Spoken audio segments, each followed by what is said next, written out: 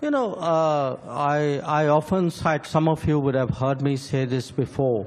It's something I read in a very useful book on the India-US relations, that when Nehru first went to America, there were 3,000 Indian Americans. When Indira Gandhi went, first time SPM, it was 30,000. When Rajiv Gandhi went, it was 300,000. When Narendra Modi went, it was 3.3 million. So I mention that because I think, one, there is a quantitative side of it. But I think there's also, as I said, it's the skills, the talent, the contribution which the diaspora has made there, I still remember this when I was ambassador.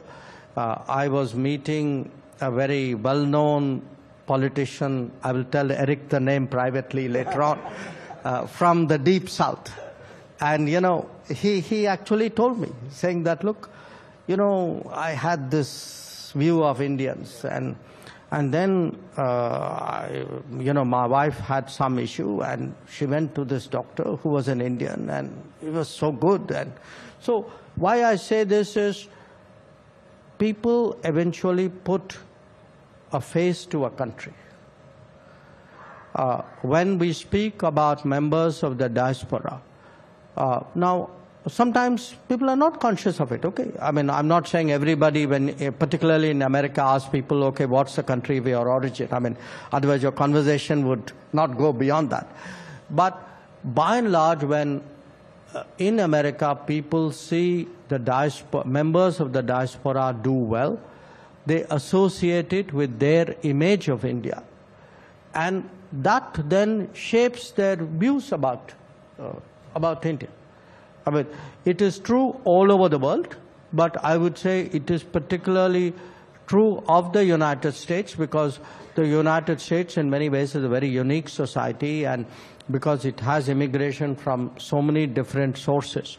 It has a way of using its immigration flows to also create a kind of a foreign policy metrics. And I think in that, the diaspora for us has been a very positive factor. In the last, let us say, if we take the late 90s, really as when India-US relationship started to change course, you could say, pick Clinton's visit to India just as an easy reference point, and then take it on from there. No question, it's, the geopolitics, end of the Cold War, all of that mattered.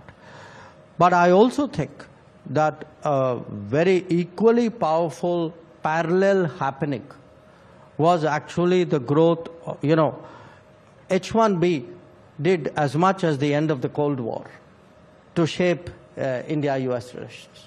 Don't miss out. Follow Oneindia for real-time updates.